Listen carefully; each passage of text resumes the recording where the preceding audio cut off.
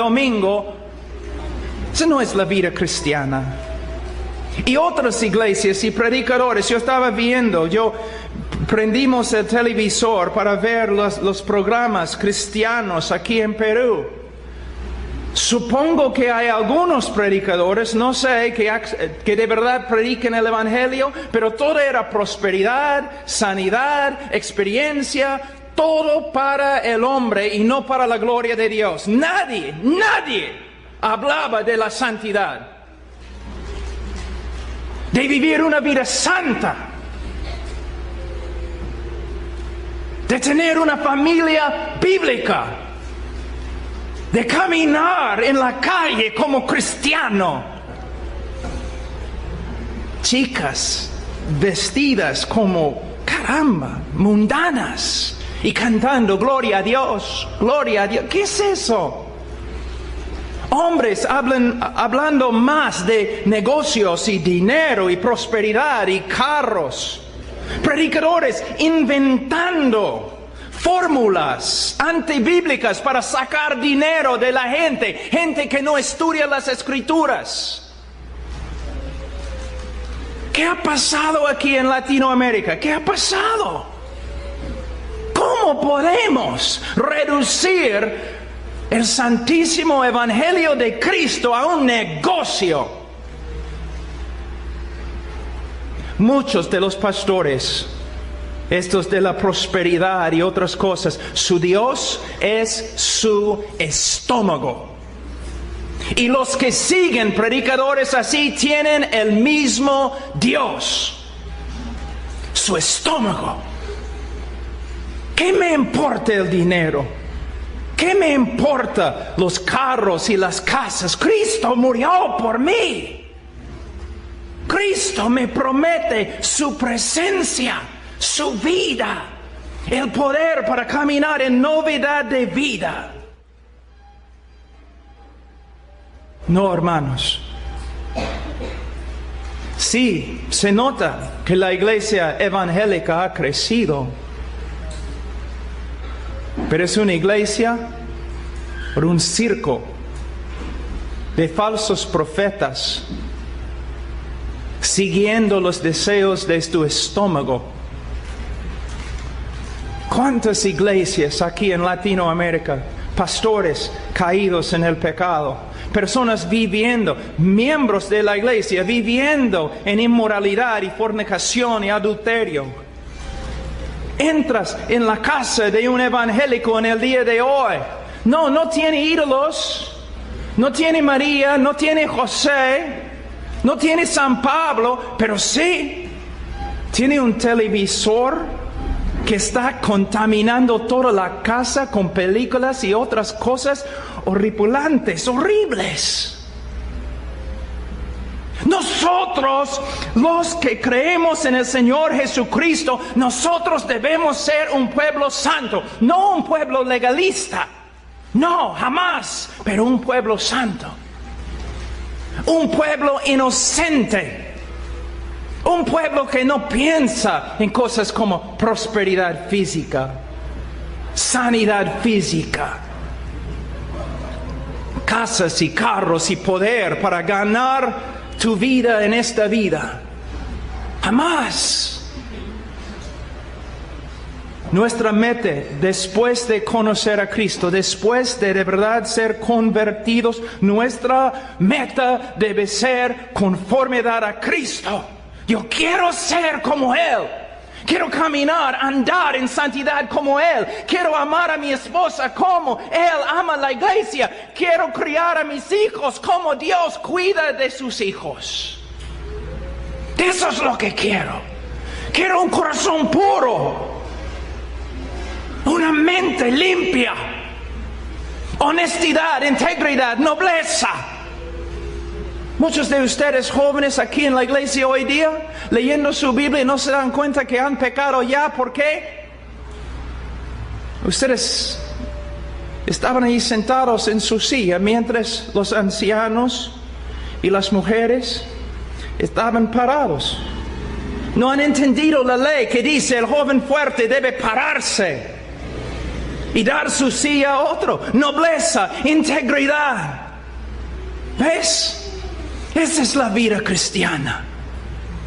Hombres, mujeres, diferentes. Todos en el día de hoy me dicen, queremos cambiar el mundo. No puedes cambiar el mundo si eres como el mundo. Siempre es el principio bíblico que tenemos en las Escrituras para tener poder, para ser relevantes en el mundo, para ser bien usados por el Señor. Nosotros tenemos que ser totalmente distintos, totalmente diferentes. ¿Pero qué tenemos? Las iglesias evangélicas en el día de hoy, ¿cómo van pescando a los hombres? ¿Cómo evangelizan? ¿Cómo atraen a los hombres? ¿Por medio de ser como el mundo? ¿De verdad? La iglesia en el día de hoy me parece que busca imitar al mundo en todo. El mundo, ¿le gusta al mundo un tipo de música? Entonces en la iglesia vamos a usar el mismo tipo de música, solamente un poco más santo, ¿no? La iglesia, el mundo se viste de tal forma, también en la iglesia vamos a hacerlo. El mundo habla de tal forma, entonces también en la iglesia. No vamos a ser relevantes en este mundo por medio de ser como el mundo. No vamos a tener el poder de cambiar el mundo si somos como ellos. La iglesia evangélica llena, no de la palabra de Dios, tampoco el Espíritu Santo, sino las ideas del mundo, las prácticas mundanas. Y el apóstol Pablo no está enseñándonos, sino los psicólogos. Si nosotros queremos de verdad reformar la iglesia, tenemos que volver a las Escrituras. Volver, estudiar y ver que lo más importante no es mi bienestar, no es mi prosperidad económica. Lo más importante es mi conformidad a Cristo y la gloria de Dios. Yo como siervo, perdiendo esta vida para ganar la vida que viene. Hermanos, ¿qué circo tenemos en el día de hoy? No debe ser. O personas van a la iglesia tan santas y cantando y hablando, ¿no?, en su lenguaje cristiano, pero regresan a la casa y la casa es un desastre. El hombre no ama a su esposa, la esposa no se somete a su esposo, los niños pueden ver las contradicciones y nadie está enseñando ni disciplinando a los niños y es un hogar mundano, es un hogar mundano que simplemente va a la iglesia. Hermanos, mira, antes que hablemos de la familia, mira versículo 13 de capítulo 5 de Mateo. Capítulo 5 de Mateo, versículo 13. Vosotros sois la sal de la tierra, pero si la sal se desvaneciere, ¿con qué será salada? No sirve más para nada, sino para ser echada fuera y hollada por los hombres. Ahora, en el día de hoy, y con razón, el mundo se burla de los evangélicos. No porque, como antes, porque eran fanáticos a la Biblia. No, el mundo se burla de la iglesia evangélica. ¿Por qué? Las contradicciones, hipocresías, pecado. ¿Cómo podemos restablecer nuestra reputación? Primeramente tenemos que darnos cuenta que muchos que son evangélicos no son evangélicos, ni son cristianos. Nunca se han convertido. ¿Por qué nunca se han convertido? Porque en sus iglesias no se predica el evangelio, sino un evangelio reducido que dice algo así: ¿quieres ir al cielo? Sí, entonces repite esta oración después de mí. ¿Has repetido la oración? ¿Has tomado tu decisión? Sí, ahora eres creyente. Bienvenidos a la familia de Dios. Ese no es el evangelio. El evangelio es que todos los hombres son pecadores y Dios es justo. ¿Y cómo puede un Dios justo perdonar al pecador y todavía ser justo? Y la única respuesta se encuentra en la persona de Jesucristo, quien en la cruz llevó el pecado de su pueblo y experimentó la justicia de Dios en su lugar. Habiendo pagado la pena contra nosotros, resucitó al tercer día, ahora está sentado a la diestra de Dios, y el hombre puede ser salvo, ¿cómo? Por medio de arrepentirse y creer. ¿Y cómo va a saber que ha creído? Porque el Espíritu Santo, no un pastor, el Espíritu Santo va a dar el testimonio. Y va a continuar con el testimonio, ¿cómo? Él va a seguir creciendo en santificación. Así es el evangelio, pero no se predica en el día de hoy. ¿Por qué? Los pastores predicando prosperidad, victoria. Y mayormente los únicos que prosperan en una iglesia así son los pastores que predican prosperidad. ¿Cómo puede ser? Pero después de confiar en Cristo, ¿en qué debemos pensar? En ser como Él. Él es el maestro, nosotros somos discípulos. Es el trabajo del discípulo ser como su maestro. Y su maestro, nuestro maestro, murió en una cruz. Rechazado totalmente por el mundo, pero por medio de Él y su muerte, el mundo cambió. Pero vamos a volver a nuestro texto, en versículo 13. Vosotros sois la sal de la tierra, pero si la sal se desvaneciere, ¿con qué será celada? No sirve más para nada. Algo muy importante aquí, lo que muchas personas estudian este texto fuera de su contexto. Simplemente piensen en versículo 13 y nada más, solamente versículo 13. Y usen este texto para decir que debemos ser usados por el Señor para cambiar el mundo, que nosotros debemos ser personas siempre en la calle predicando, nosotros debemos influenciar al mundo. Pero no entienden que este texto debe interpretarse dentro del capítulo entero. Él está diciendo básicamente, hay ciertas propiedades que la sal tiene. Ciertas características que la sal tiene. Si quitamos estas características, no más tenemos sal. Si reemplazamos las características de sal con otras características, aún características buenas, todavía no tenemos sal. Y lo que él está diciendo es lo siguiente. Hay características del discipulado verdadero, de un discípulo verdadero. Si estas características no se encuentran en nuestra vida, creciendo, desarrollándose, es muy posible que no somos creyentes. Pero a la vez, está enseñando la iglesia, si nosotros de verdad queremos ser sal, queremos ser una influencia para cambiar al mundo para el bien, entonces necesitamos estas características. ¿Y cuáles son las características? Capítulo 5, versículo 3. Los pobres en espíritu, dependencia total en Dios.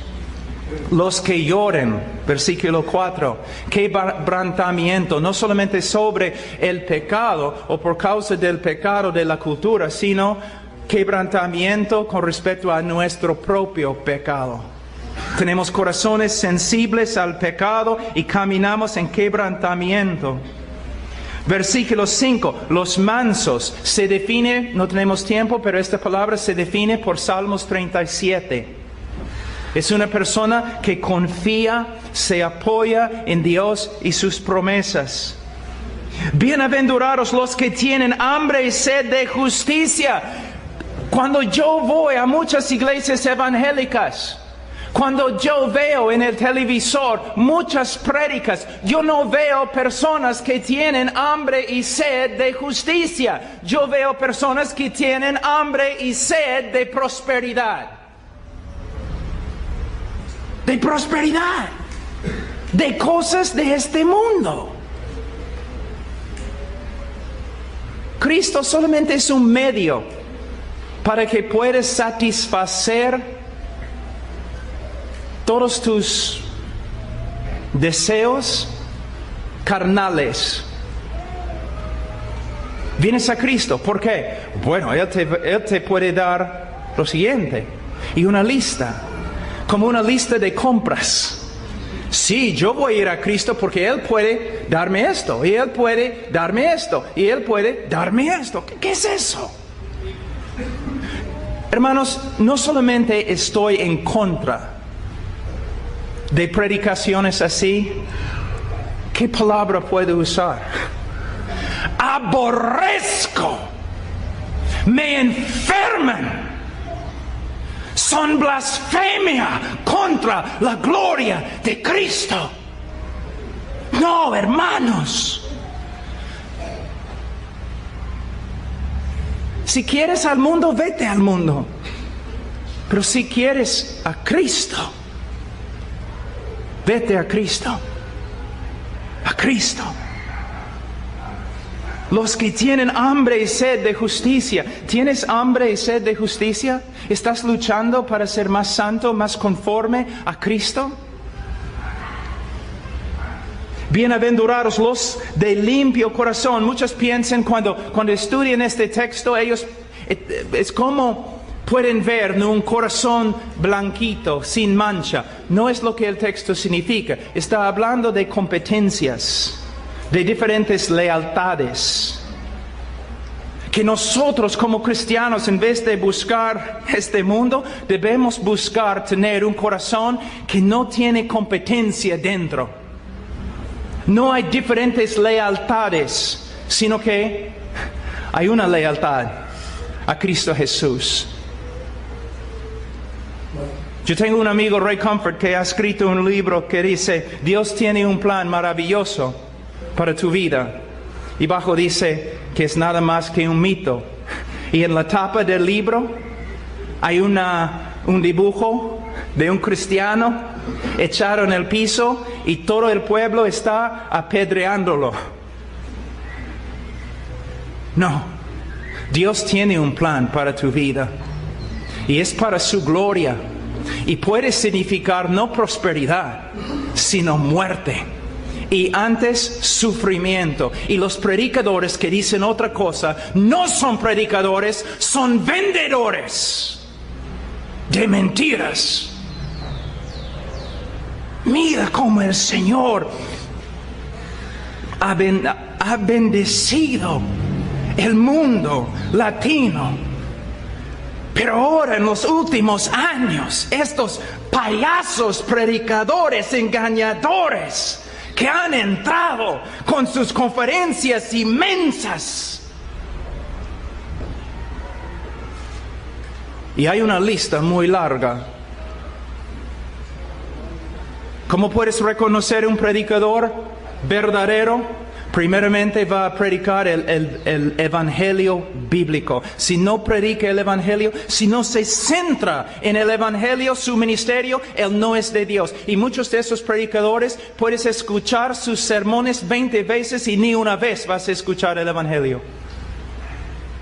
¿Cómo puedes saber que un hombre es hombre de Dios? Jesús dice: los conoceréis por sus frutos.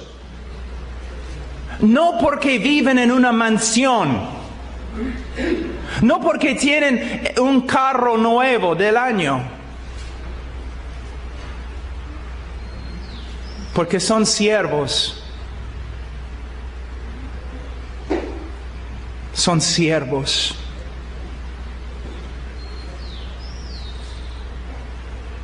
Muchas veces cuando vengo acá, personas se me acercan y me dicen: pastor, no puedo creer que después de la prédica tú estás aquí hablando con gente.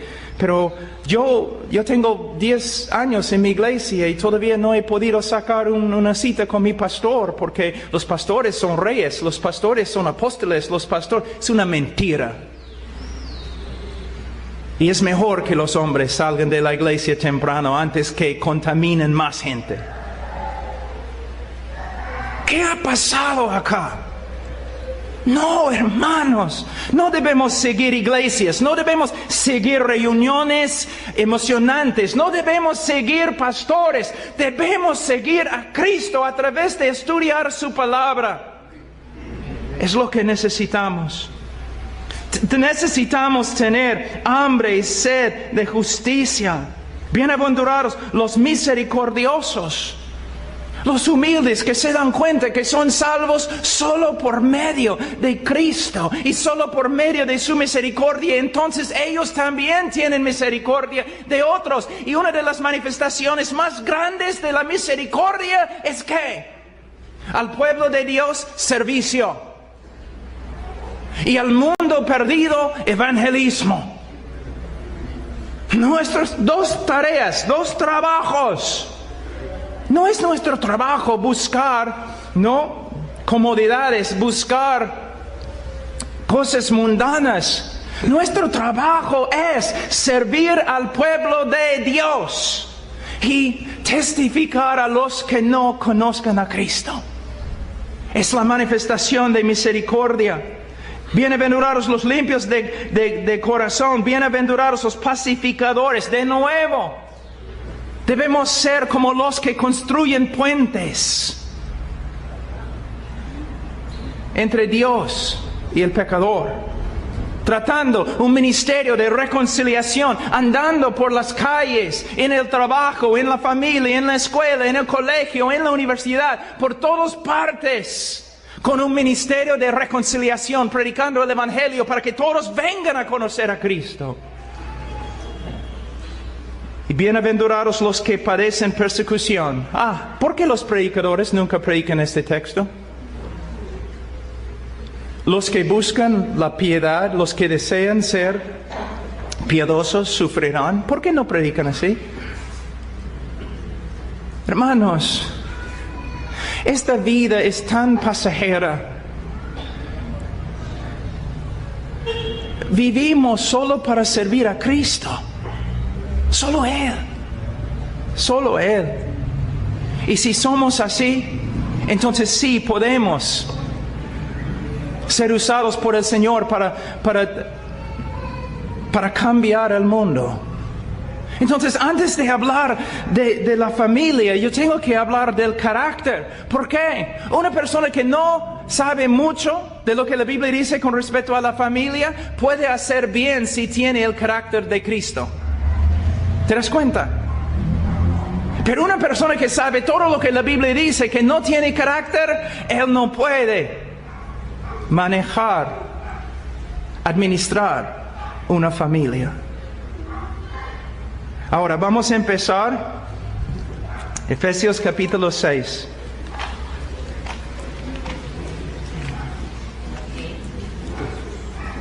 Efesios capítulo 6.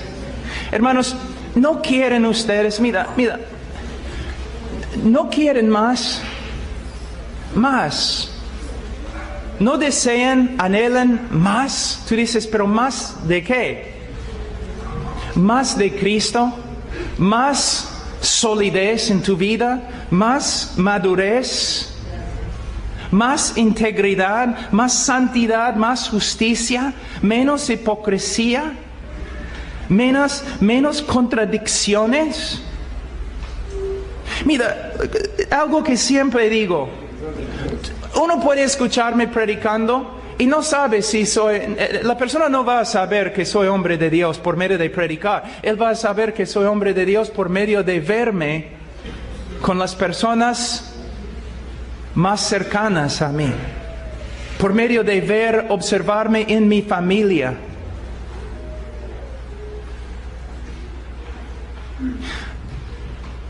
Muchos de ustedes, muy sinceros, van a la iglesia domingo. Sinceros, no estoy hablando de hipócritas ni nada, pero sinceros. Muchos de ustedes van a la iglesia. La alabanza es bonita. La prédica quizás es edificante. Pero cuando sales del culto y regreses a la casa, es como oscuridad. Hay peleas. enojo, ira, malicia. Los niños dejando al Dios de sus padres. Como enseñé esta mañana, que de 10 familias evangélicas, de 10 niños que salen o jóvenes que salen de una iglesia evangélica, 9 de ellos vuelven al mundo. ¿Por qué? Bueno, principalmente porque nunca fueron convertidos. Pero segundo, por causa de lo que estamos haciendo. Mira, una reforma quizás puede empezar con la iglesia, pero no puede terminar. Si tú dices que ahora tienes buena doctrina o buena soteriología, entiendes las doctrinas grandes, clásicas de las Escrituras, de la historia de la iglesia, está bien, pero no solamente es la iglesia, es reformar también la familia. Reformar nuestra manera de hacer todo lo que hacemos. Efesios 6, versículo 1. Hijos, obedeced en el Señor a vuestros padres, porque esto es justo. Hijo, niño, joven, si tú dices, ¿pero por qué es justo? ¿Porque Dios dice que es justo? No tiene que explicarse Dios. Él no tiene que contestar tus preguntas. Es justo. Tú debes obedecer a tus padres porque Dios dice que es justo.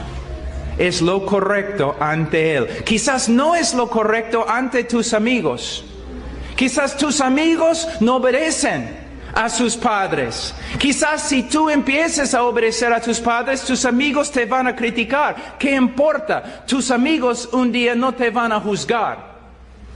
Dios sí te va a juzgar. Y cuando tú estás viviendo en desobediencia contra tus padres, tú estás viviendo en desobediencia contra Dios. Estás practicando injusticia. Y 1 de Juan dice que el que practica injusticia no es de Dios.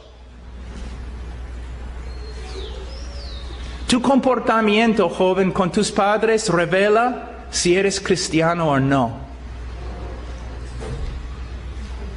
Pero es otro problema, ¿no? Porque tantos padres no entienden el Evangelio. Entonces ellos piensan que simplemente porque sus hijos en una escuela dominical, sus hijos oraron una oración cuando tenían 8 años, ellos creen que sus hijos son salvos. Aunque en la casa los hijos viven como incrédulos, todavía son salvos. ¿Por qué? Porque hicieron su oración un día. Superstición. Es un rito vacío, evangélico. La evidencia, joven, de tu conversión, una conversión verdadera, es cómo andas. Y especialmente cómo andas en tu familia. Porque ante Dios, lo peor que puedes hacer en la sociedad es no honrar a tu madre y a tu padre. Es lo peor. Dice, hijos, obedeced en el Señor a vuestros padres, porque esto es justo. No solamente obediencia, sino versículo 2. Honra a tu padre y a tu madre, que es el primer mandamiento con promesa. Algo muy importante. Muchos predicadores en el día de hoy, cuando predican este texto, inmediatamente empiezan a hablar de la promesa. Si tú obedeces a Dios, Dios te va a dar tal cosa. Es un error. Tú debes obedecer a Dios porque Dios es digno de tu obediencia, si Él te da algo o no. Si Él te mata, Él todavía es digno de tu obediencia. ¿Me entiendes? No estamos hablando de, yo voy a hacer eso porque si lo hago, Él va a cumplir promesas conmigo y yo voy a prosperar. ¿Qué es eso? Joven, tú debes obedecer a tus padres. Pero tú dices, pero mis padres no son creyentes. Todavía debes obedecer y honrar a tus padres en todo lo que puedas. La única excepción, si te piden violar los mandamientos, si te piden violar la ley.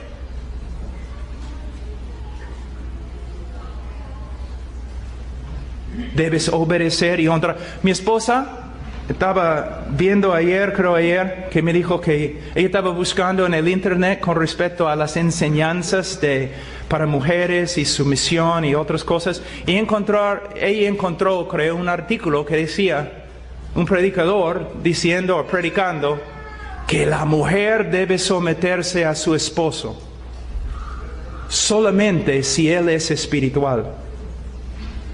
Entonces, la mujer determina si su esposo es espiritual o no. No es lo que la Escritura dice. Debemos honrar al rey, aun cuando no estamos de acuerdo con él. Yo no estoy de acuerdo con el presidente de los Estados Unidos, pero no voy a hablar mal de él en el sentido de usar palabras fuertes contra él. No, yo voy a respetar la oficina que tiene. Yo puedo predicar contra cosas que quizás él ha decretado, pero no voy a hablar palabras contra él. Hay una línea de autoridad que Dios nos ha dado en la Biblia y necesitamos aprender cómo someternos a esta línea. Ahora dice que no solamente debemos obedecer, sino honrar a nuestro padre y a nuestra madre.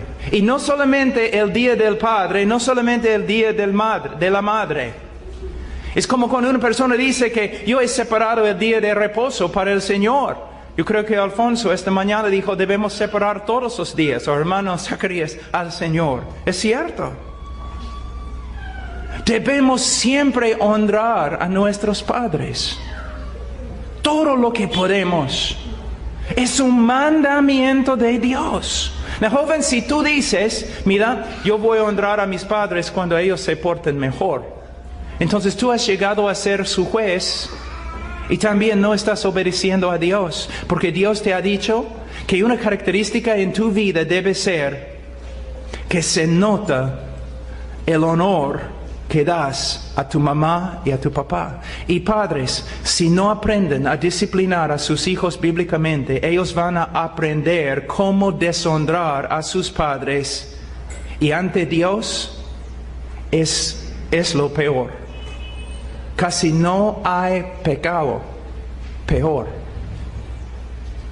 Cuando hablamos de la relación, las relaciones que tenemos en la sociedad, fíjate, en los 10 mandamientos, los primeros mandamientos tienen que ver con Dios. Cuando cambian y son mandamientos que tienen que ver con la sociedad, el primer mandamiento tiene que ver con la familia y el comportamiento de los hijos.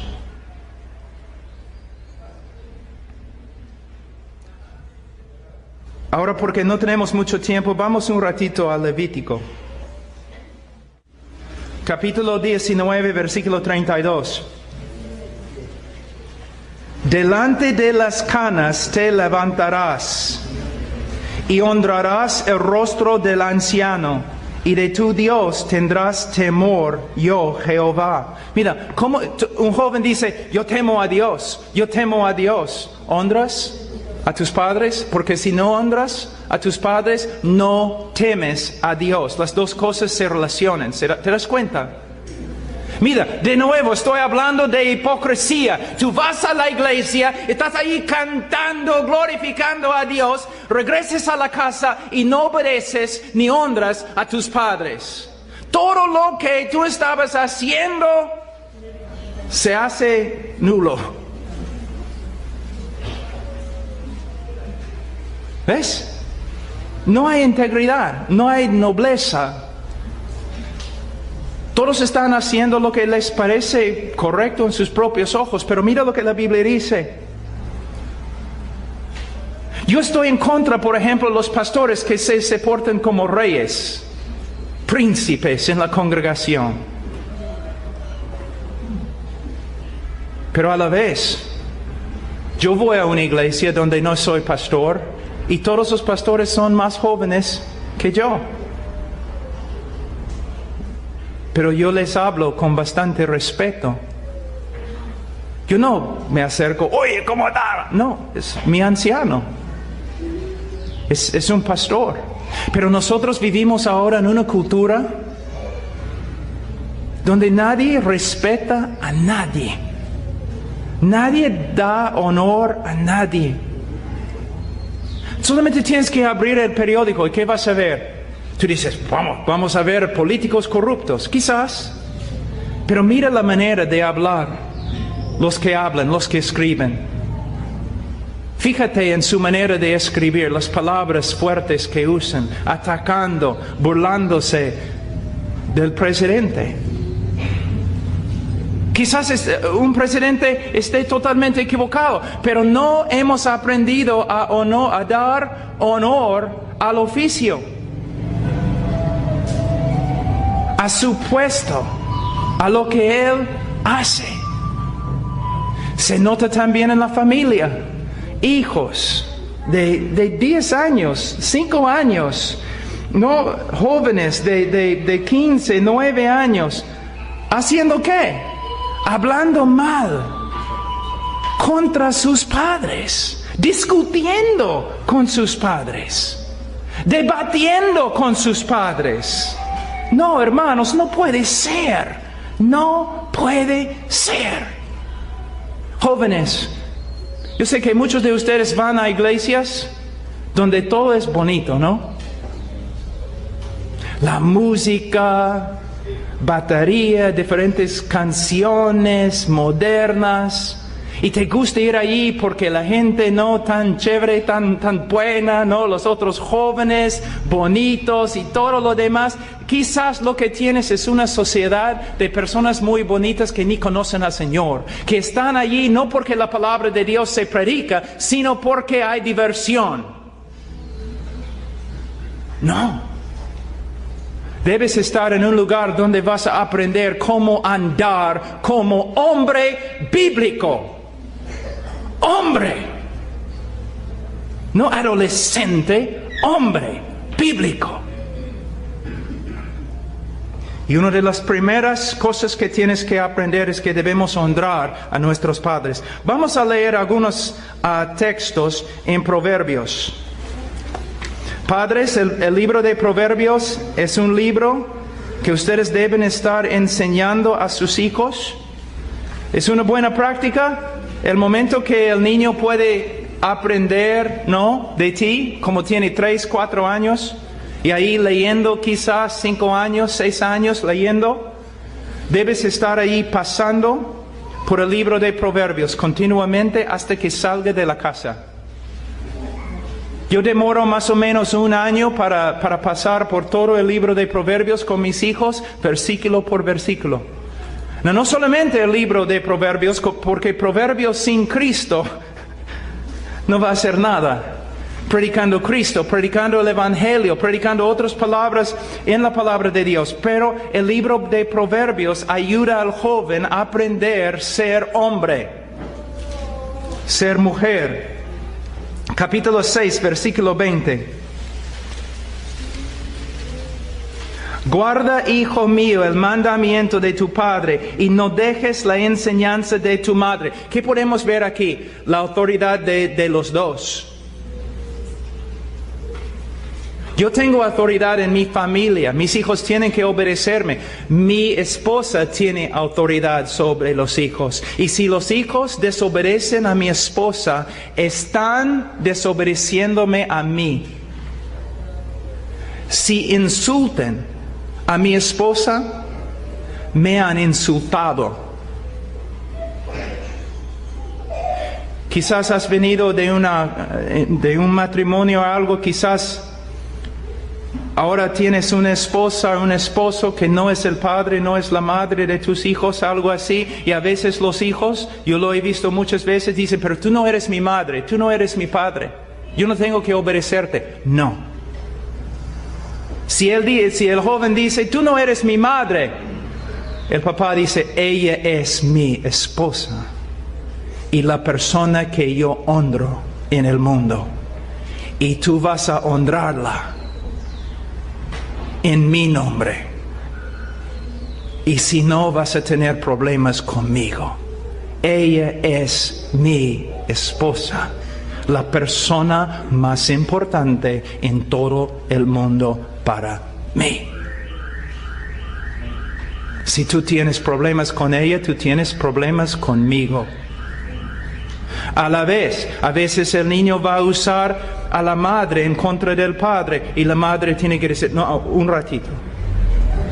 Tú no vas a hablar mal de tu papá en mi presencia.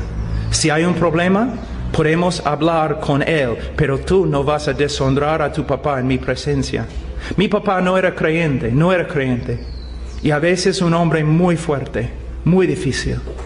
Yo recuerdo una vez cuando yo tenía como 12 años, me enojé y en la presencia de mi madre que era creyente, yo empecé a hablar mal de mi papá. Ella me agarró, me sentó en una silla así. Ella dijo, nunca vas a deshonrar a mi esposo. El hombre que yo honro, tú vas a honrar. Aquí podemos ver que los dos tienen autoridad. Vamos a Proverbios 10, capítulo 1. Los proverbios de Salomón: el hijo sabio alegra al padre, pero el hijo necio es tristeza de su madre. Aquí es lo que tenemos que ver. Muchos jóvenes se creen, pero no sé, maduros, inteligentes, porque no obedecen a sus padres. Pero ¿qué dice? Dios ve la desobediencia como la necedad. Él dice, el hijo sabio alegra al padre.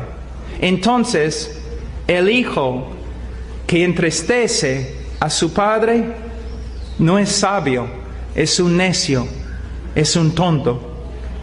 Y el hijo necio es tristeza de su madre. Si estás viviendo en desobediencia, causando problemas, tristeza a tu madre, no eres un chico inteligente, sábelo todo. Eres, en los ojos de Dios, que te va a juzgar, eres un necio. Un necio. Padres, tenemos que ver, cuando los hijos nos desobedecen y no nos honran, es casi lo peor que pueden hacer en la sociedad. Si tú lo permites, estás permitiendo que tu hijo peque contra Dios de una manera muy, muy grave.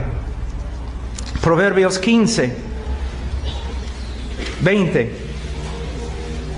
El hijo sabio alegra al padre, mas el hombre necio menosprecia a su madre. No en mi casa. No en mi casa.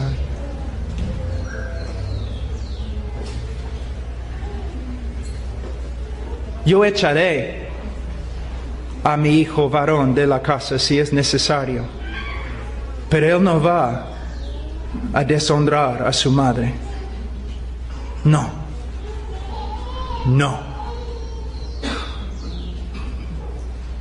Mis hijos saben, si deshonran a su madre ni debe disciplinarlos, porque es asunto mío ahora. Y cuando regreso a la casa, no. Ella es mi esposa.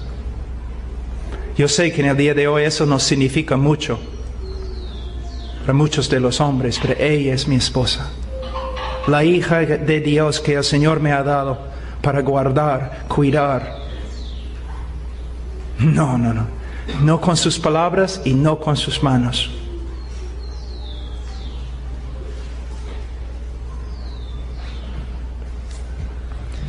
Diecinueve, 26.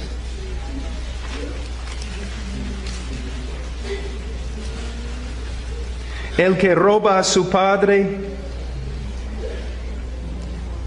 y ahuyenta a su madre es hijo que causa vergüenza y acarrea oprobio. Mujeres vienen a la iglesia siempre diciendo, mi hijo me ha maltratado. ¿Dónde está el esposo? ¿Dónde está el esposo? Y mujer, si si no tienes esposo, o tu esposo ya está caminando con Adán, que tampoco cuidaba a Eva. Si ese niño tiene 6, 10, 12 años, mujer, tú puedes manejarlo. Y debes hacerlo ahora. Porque cuando el niño tenga 16 años, te va a hacer daño. Te va a hacer daño.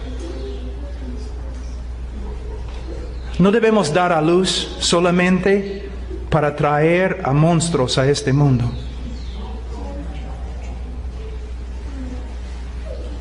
Proverbios 20. Deuteronomio 21. Deuteronomio 21, 18.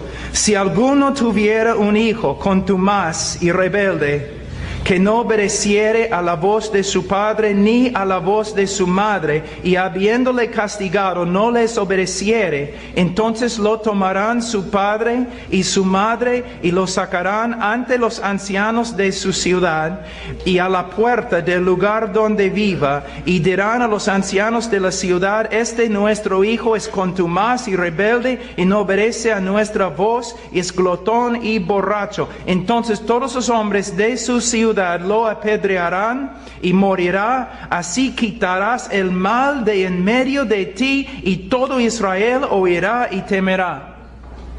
Dios no está diciendo que debemos practicar esta forma de disciplina en el día de hoy. Entonces, ¿por qué lo he leído? Para que los jóvenes sepan lo que Dios piensa de su rebeldía. Merece la pena de muerte. ¿Ves? Y Él dice que debemos hacer algo para sacar este mal de en medio de nosotros. ¿Qué significa? Hermanos, cada generación, cuando una cultura empieza a apartarse de Dios, entonces ¿qué pasa? Cada generación es peor, es peor, es peor, es peor. Yo tengo miedo. ¿Cómo será en 40 años los Estados Unidos? Los colegios peligrosísimos, inmoralidad indecible. ¿Qué va a pasar cuando estos niños tengan niños? Es lo mismo aquí en Perú. ¿Qué va a pasar? Y la iglesia, mientras hay un hueco en la nave, un hueco gigante, agua está entrando, la nave está hundiéndose, tenemos predicadores, payasos hablando de prosperidad. Mientras toda la cultura se destruye, ellos están hablando de oro y plata. Hermanos, el problema es que tenemos que volver al Evangelio y tenemos que hacer ¿qué? Tenemos que reestructurar, reconstruir nuestras vidas encima de las Escrituras. Y el propósito de las Escrituras, de vez de llevarnos a Cristo, es hacernos como Cristo. Las dos metas de las Escrituras: llevarnos a Cristo y hacernos como Cristo. Dices, pero Pablo está predicando muy fuerte hoy. Hermanos, cuando el niño está en medio de la calle y ya viene el carro, el padre no silba, no habla en voz suave. Si no pueden discernir la corrupción que hay ahora entre los evangélicos y las tonterías que se enseñan y la inmoralidad que hay, si no puedes discernir esto, entonces también eres ciego. Si no puedes ver los problemas en la familia que hay y cómo Dios ve la rebeldía. Jóvenes, ustedes deben leer este texto, deben memorizar este texto y deben temblar ante este texto. Ahora vamos un ratito a Efesios capítulo 6.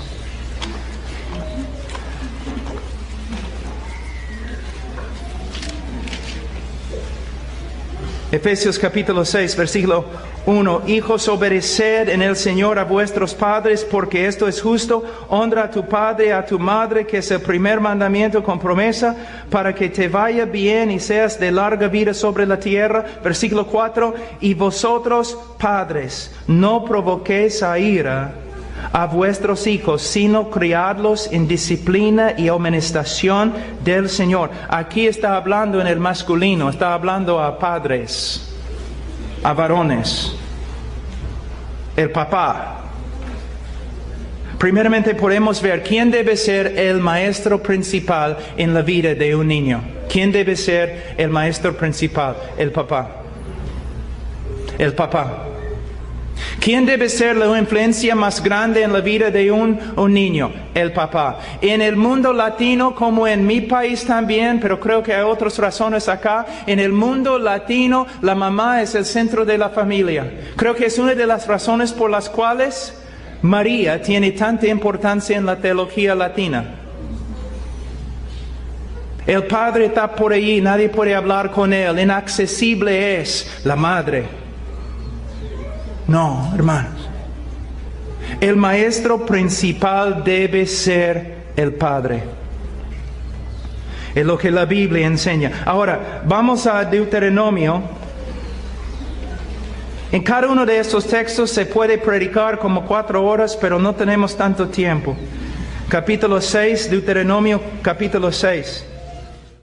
Versículo 1. Estos pues son los mandamientos, estatutos y decretos que Jehová vuestro Dios mandó que os enseñase, para que los pongáis por obra en la tierra a la cual pasáis vosotros para tomarla, para que temas a Jehová tu Dios.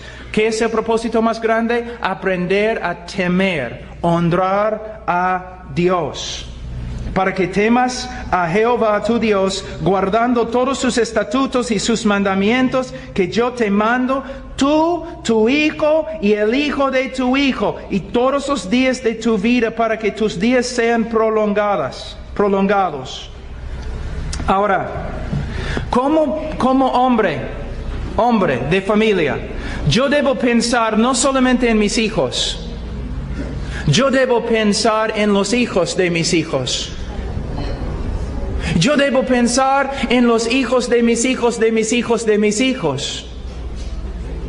Porque lo que hago en mi generación va a impactar, influenciar la generación que viene. Y se nota aún en el mundo secular. Muchas veces, por ejemplo, tú ves un hombre que es ladrón, estafador, y tú ves a sus hijos. Y tú ves a sus hijos. Bueno, Dios puede sacar a una persona de las peores condiciones, pero aún en el mundo secular se nota que una generación influencia la otra generación. Entonces, hombre, mira, yo quiero ser un hombre santo, un hombre bíblico. ¿Para qué? Primero, para mí, para la gloria de Dios, para mí. Y para mis hijos. Y para los hijos de mis hijos. Si yo tengo que cambiar, yo tengo que ser conforme a Cristo. Eso no solamente afecta a mí, sino afecta a mis hijos, a mi esposa, a los hijos de mis hijos. ¿Puedes ver? Yo puedo ser un hombre que bendice no solamente a sí mismo, sino un hombre que bendice a sus hijos. Y los hijos de sus hijos, o yo puedo ser un hombre que contamina a sus hijos y contamina a los hijos de sus hijos. Entonces yo debo tomar en serio, estoy viviendo en piedad para la gloria de Dios, estoy viviendo en piedad para mi propio bienestar, pero estoy viviendo en piedad para las generaciones que vienen. Por eso nos anima, ¿no? Tú piensas que quizás tu vida no tenga mucho impacto. No es cierto. Tu vida puede cambiar al mundo. Pero tienes que tomar esas cosas en serio. Y él dice, Versículo 3. Oye pues Israel, oh Israel, y cuida de ponerlos por obra, para que te vaya bien en la tierra que fluye leche y miel, y os multipliquéis como te ha dicho Jehová, el Dios de tus padres. Oye Israel, Jehová nuestro Dios, Jehová uno es. ¿Qué está diciendo? Que Jehová es el centro de todo. Todo lo que hacemos, todo lo que somos es para Jehová, es para Dios. Una vida teocéntrica, cristocéntrica. Si un hombre dice, por ejemplo,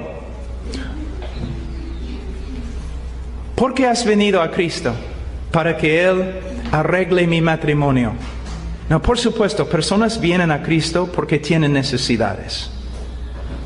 Pero podemos ver que su motivo no es, bueno, quizás no podemos decir que no sea puro, pero podemos decir que por lo menos no es maduro.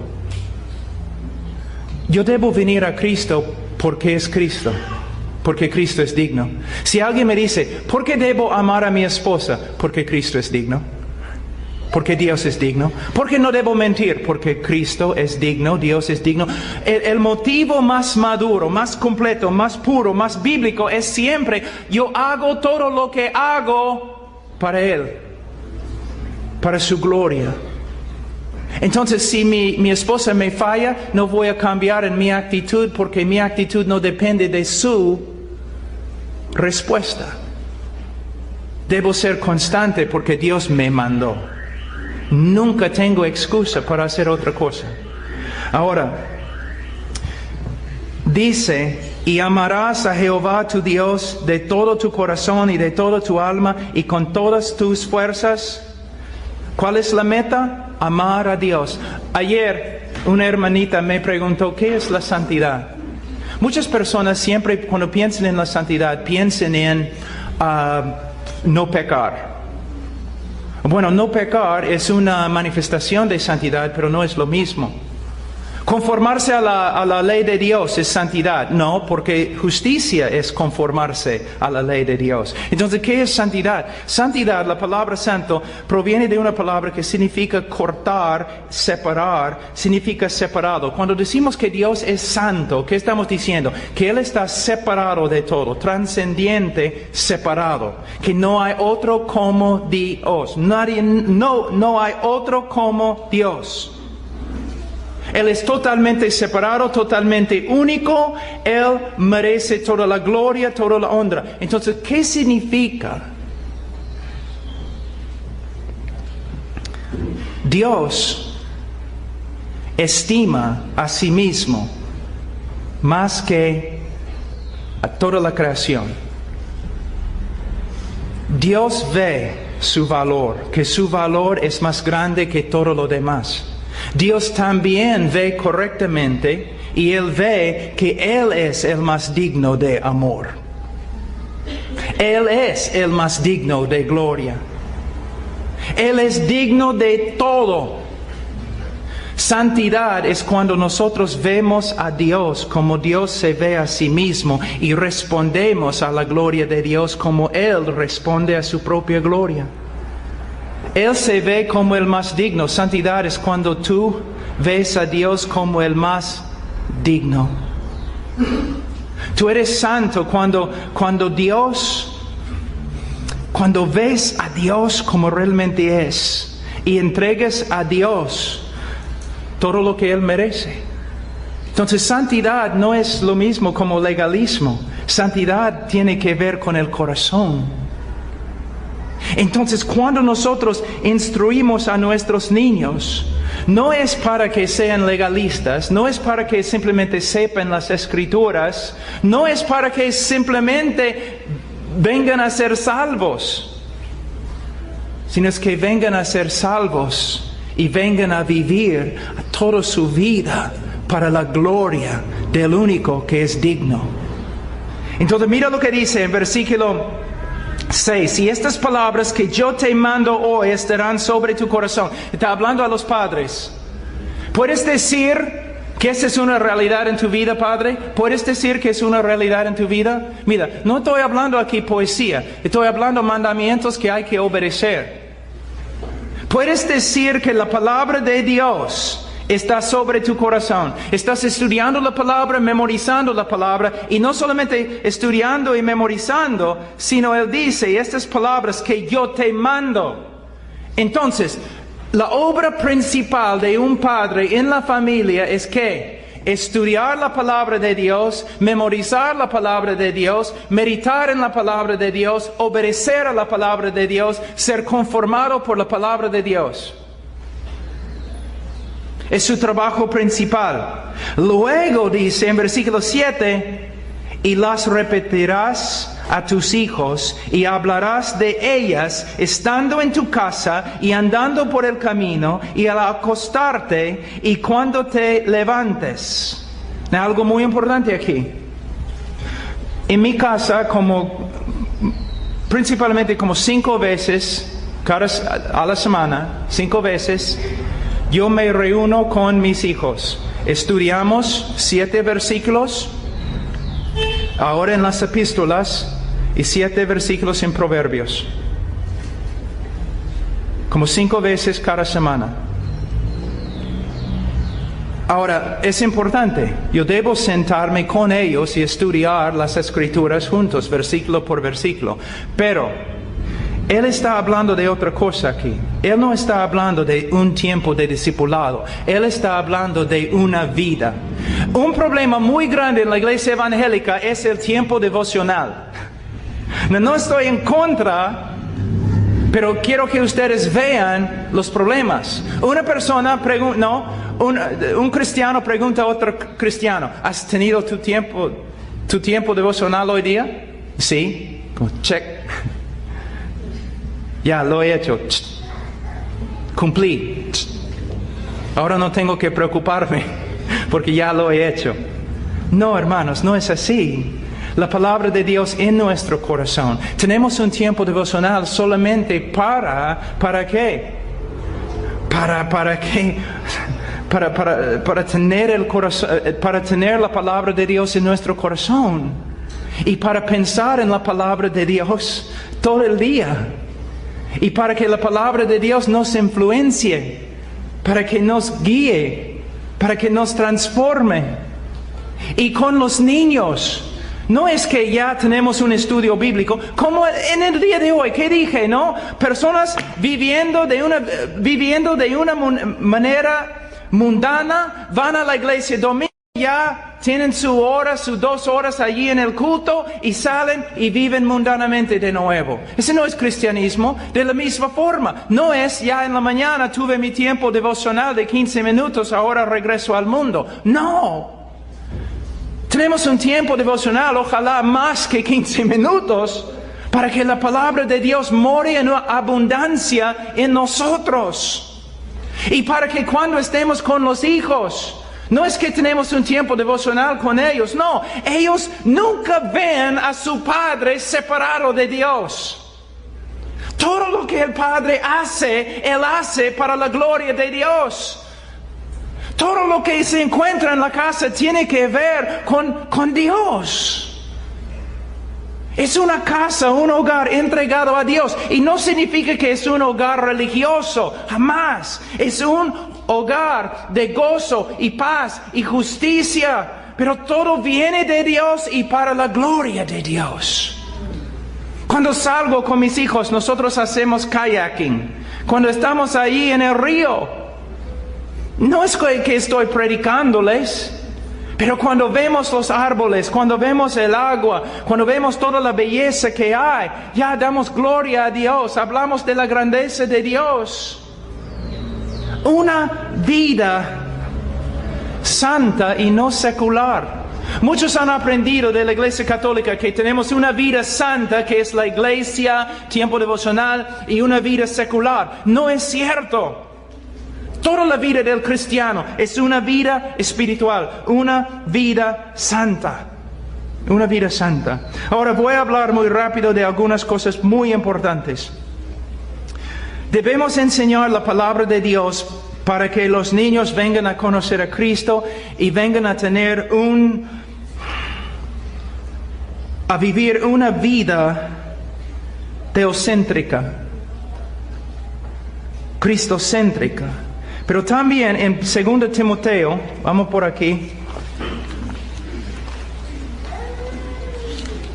Y esta noche me voy a los Estados Unidos, entonces ustedes no tienen que escuchar prédicas tan largas nomás. 2 Timoteo capítulo 3, dice en versículo 15, que desde la niñez has sabido las sagradas escrituras. Mire, desde la niñez. ¿Sabe qué? Un niño puede entender las escrituras. ¿Sabías? Un niño puede entender las escrituras. Un niño debe... No, ¿tienes un niño de 2 años, 3 años? Si puedes hablar con el niño, entonces puedes compartirle la palabra de Dios. Mira, dice, desde las Escrituras has sabido las Sagradas Escrituras, las cuales te pueden hacer sabio para la salvación por la fe que es en Cristo Jesús. Él está diciendo lo mismo que Jesús dijo a los fariseos cuando dijo, ustedes estudian, escudriñan las Escrituras, pensando que en ellas tienes salvación, pero ellas no señalan, apuntan a mí. Pablo está diciendo lo mismo. Yo he conocido, ahora en los Estados Unidos, personas que están tan hartas de la cultura depravada que ahora ellos quieren volver a una vida antigua, clásica, moral, y usan las escrituras solamente para enseñar la moralidad. No, es muerte, no lo hagas. Usamos las escrituras para enseñar a Cristo. Y una vida nueva en Cristo resulta en moralidad, pero una moralidad bíblica. Pero mira lo que dice, toda la escritura es inspirada por Dios y útil para enseñar, para redarguir, para corregir, para instruir en justicia, a fin de que el hombre de Dios sea perfecto, enteramente preparado para toda buena obra. Primeramente, si tú me dices que crees en la inspiración de las Escrituras y la inerrancia de las Escrituras, yo te digo que solamente has peleado la mitad de la batalla. Hay muchos que me dicen, pastor, yo creo que las Escrituras son inerrantes. Está bien, pero hay otra pregunta. ¿Tú crees que las Escrituras son suficientes? Ten cuidado antes que contestes. Porque las iglesias evangélicas en el día de hoy mayormente no creen que las Escrituras son suficientes. Hay que tener psicología, hay que tener marketing, hay que usar un montón de métodos, hasta de los hombres de negocios, para hacer crecer una iglesia. Hay que hablar con Freud y Rogers y Skinner, ateos que odiaban al cristianismo, para aprender cómo aconsejar a otros. No, hermanos, la iglesia evangélica en el día de hoy no cree que las Escrituras son suficientes. Es una mezcla de un poquito de la Biblia y mucha psicología, nada más. Y es peligrosísimo. Pero si nosotros creemos que la Biblia es suficiente, entonces, para enseñar, para redarguir, para corregir y para instruir en justicia, aquí tienes el medio de disciplinar a tus hijos. Primeramente, ¿qué debes hacer? Debes enseñar. ¿Cuántos padres se enojan con sus hijos porque sus hijos no se portan bien, pero nunca enseñan a sus hijos?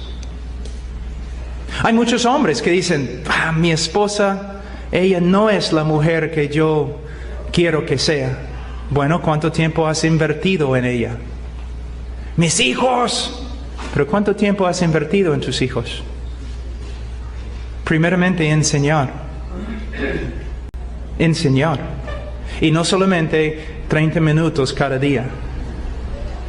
Todo el día. Enseñar. Hay que enseñar con las Escrituras. ¿Qué más? Hay que redarguir o reprender con las Escrituras. El niño nunca debe tener que preguntar, ¿por qué, papá? ¿Por qué dices que no podemos hacer tal cosa.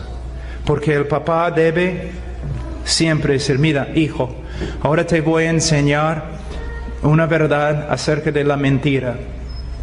Basado en la autoridad de la palabra de Dios. No vamos a mentir porque la Biblia dice, Dios dice, Dios. Mira, yo como padre tengo autoridad, pero mi autoridad ¿de dónde viene? ¿De mis propias opiniones?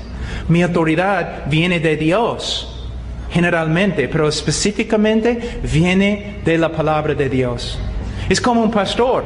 Yo puedo decirte con toda autoridad que no debes cometer adulterio. Pero si tú me preguntas, pastor, ¿yo debo ser misionero en China? Básicamente, la Biblia no dice, no me da tu nombre diciéndome si tú debes ser misionero en China o no. Mi autoridad proviene ¿de dónde? De las Escrituras. Entonces enseño a mi hijo, ¿por qué no mentimos? ¿Por qué no vamos a deshonrar a nuestra madre? ¿Por qué no vamos a tocar la propiedad de tus hermanos sin permiso? ¿Por qué no nos juntamos con jóvenes rebeldes? ¿Por qué, papá? ¿Qué dice? Entonces, lo que tienes que ver, algunos de los jóvenes acá, ustedes dicen, cuando no obedecen a sus padres, ustedes dicen, yo amo a Dios, es que no estoy de acuerdo con mis padres. Solamente tienes que hacerte una pregunta. ¿Dios te ha dado esta opción? No. Segundo, Padre, si tú estás hablando y enseñando y mandando conforme a las Escrituras, entonces tu hijo no puede tener una excusa así.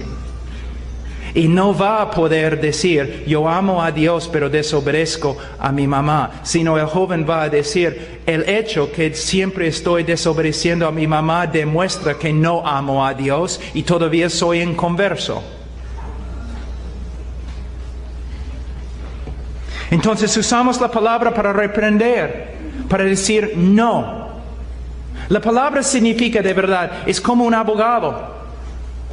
De verdad, es como un abogado. Tú vas a tu hijo y con argumentos de las Escrituras, tú convences a tu hijo que él está en pecado. No conforme a tu opinión, sino conforme a la opinión de las Escrituras. Pero después de redarguir, después de reprender, ¿qué debes hacer? Debes corregir. La palabra en griego significa, por ejemplo, si un vaso cae al suelo, un hombre pone el vaso así, de nuevo, derecho. O cuando un soldado está marchando y cae, los otros soldados lo agarran y lo levantan. Entonces no solamente debemos reprender al niño diciendo, niño, no debes hacer así, sino debemos usar las Escrituras para mostrarle cómo debe comportarse. Por ejemplo, cuando su hermano se porta mal y este joven se porta mal por causa de su hermano, debemos enseñarle cómo no debes portarse mal y debemos enseñarle cómo responder bíblicamente cuando una persona se porta mal. Usando las Escrituras. ¿Puedes ver? No puedes escaparte de las Escrituras. Van a estar allí siempre en el hogar. Y no solamente debemos corregir, sino una palabra que muchos no entienden. Debemos que, mira lo que dice, para corregir, para instruir. La palabra en griego significa entrenar. Now, yo les voy a mostrar algo. Fuimos un tiempo cuando nos mudamos al campo, una casa de campo, ¿no? Y mis hijos, mis dos varones estaban pero felices, ¿no? Ahí en el bosque corriendo como locos.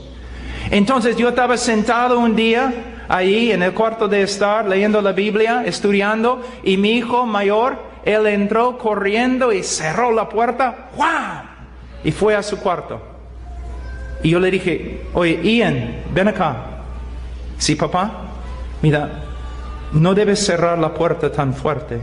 Debes cerrar la puerta suave. Sí, papá. Sí, ok. Entró en su cuarto. 5 minutos después salió de su cuarto corriendo, pasó por la puerta, ¡juan! De nuevo, cerró la puerta tan fuerte. Entonces me levanté. Ahora, Aquí es algo que el padre tiene que discernir. Hay una diferencia entre rebeldía y simple ser niño.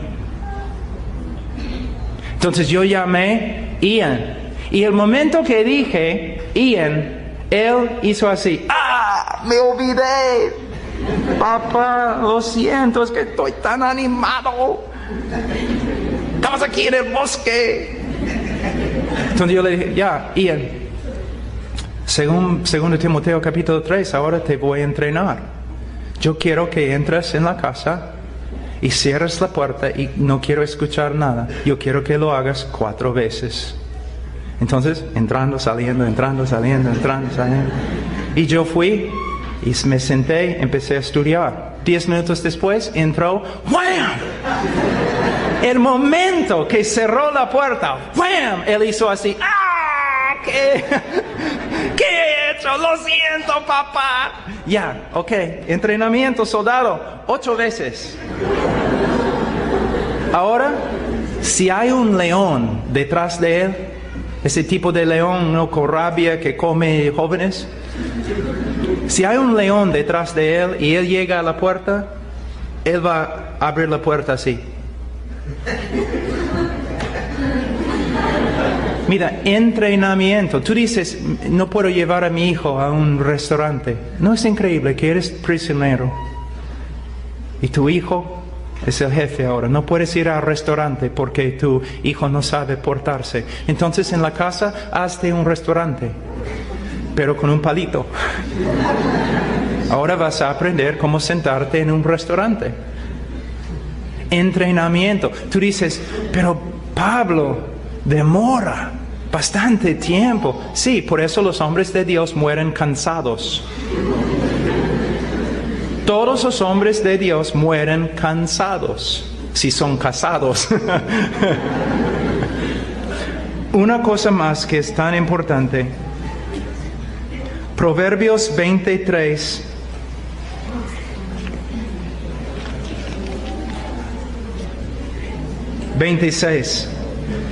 Capítulo 23, versículo 26. Quizás es el texto más importante que voy a enseñar hoy día. Dame, hijo mío, tu corazón. Dame, hijo mío, tu corazón.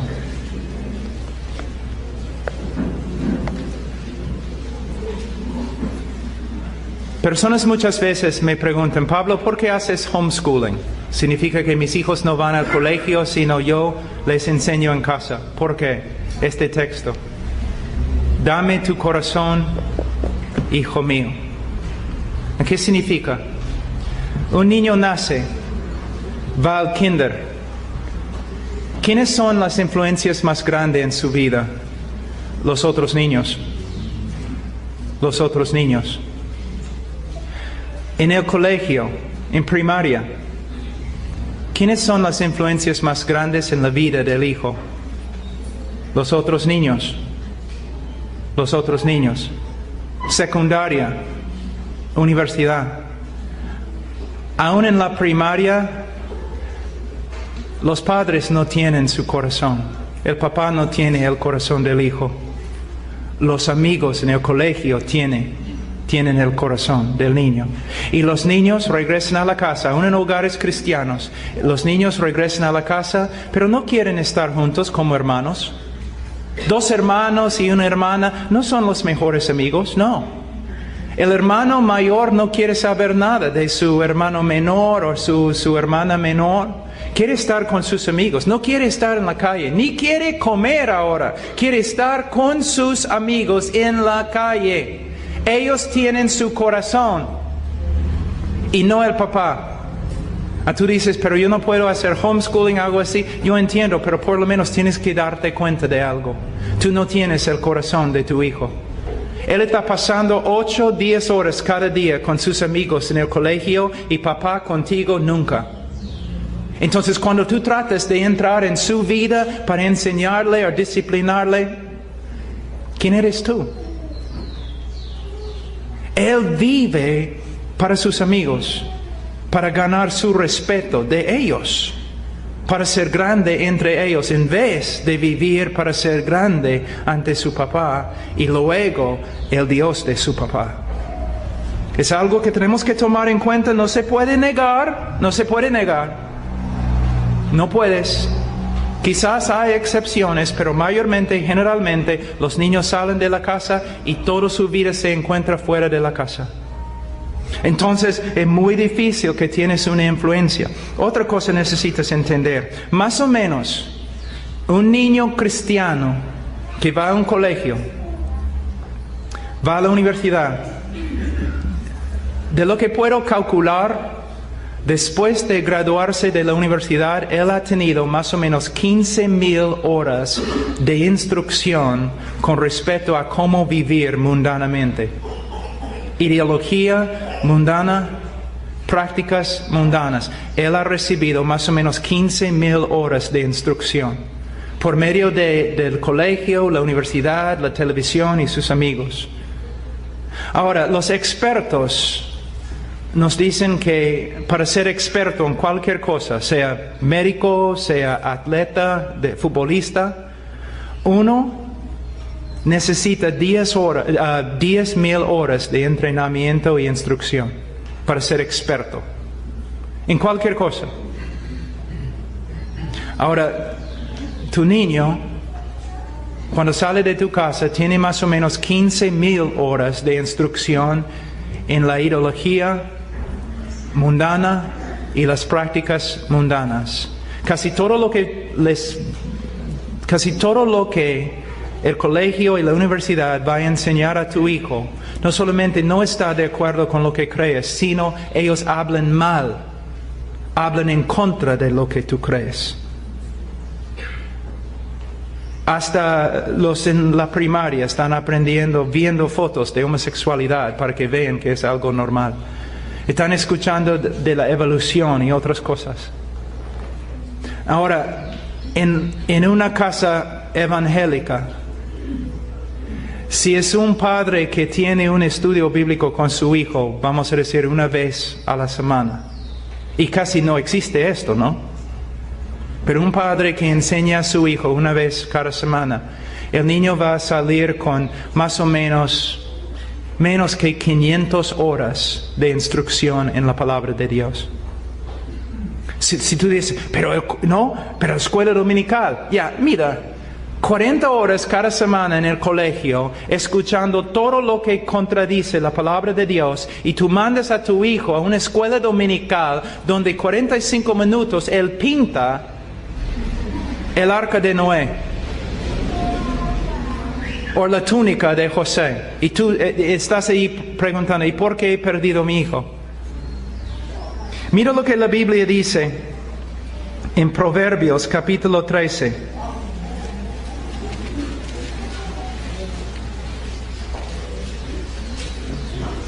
El que anda con sabios, sabio será, mas el que se junta con necios será quebrantado. No quiero ofender a los jóvenes aquí, pero si eres joven, eres necio. De verdad, nacemos necios, es lo que la Biblia dice. Necios, neófitos, simples. Aún la palabra de Dios usa la palabra tonto. No sabemos casi nada. Pero ¿qué pasa? ¿Ustedes han escuchado de la brecha generacional? La brecha, la división entre las generaciones. ¿Han escuchado en los colegios y las iglesias evangélicas, los niños deben estar con los niños? Los jóvenes deben estar con los jóvenes. ¿De dónde viene esta enseñanza? ¿De la palabra de Dios? No. No se puede justificar esta enseñanza por la palabra de Dios. Jamás.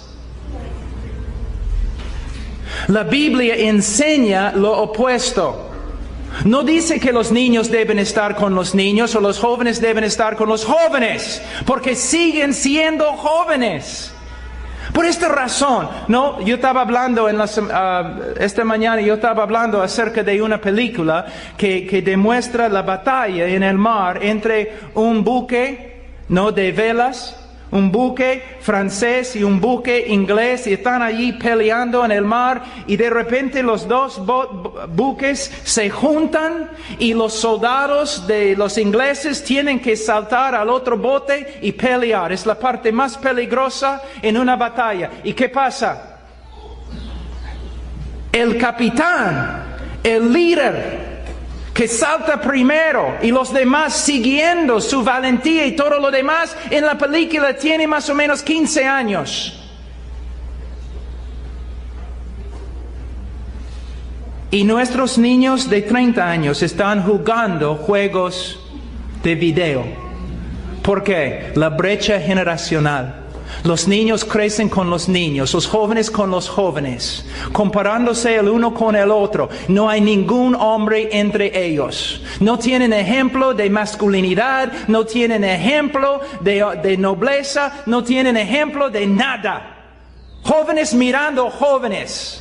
Jóvenes enseñando jóvenes. Es una característica del juicio de Dios contra un pueblo. Isaías capítulo 3, donde dice, los jóvenes van a oprimir a los ancianos y mujeres van a ser los líderes de todos. El niño debe estar con hombres para que deje las tonterías de niños. Chicas, ustedes quieren casarse, quieren un montón, pero tienen tantas ideas románticas, no saben cómo manejar una casa, cómo administrar en una casa, cómo cocinar, cómo enseñar niños, cómo hacer las finanzas. No tienen ninguna idea. Sus ideas son románticas. No, el matrimonio es la cosa, es un don de Dios, pero es un sacrificio tremendo.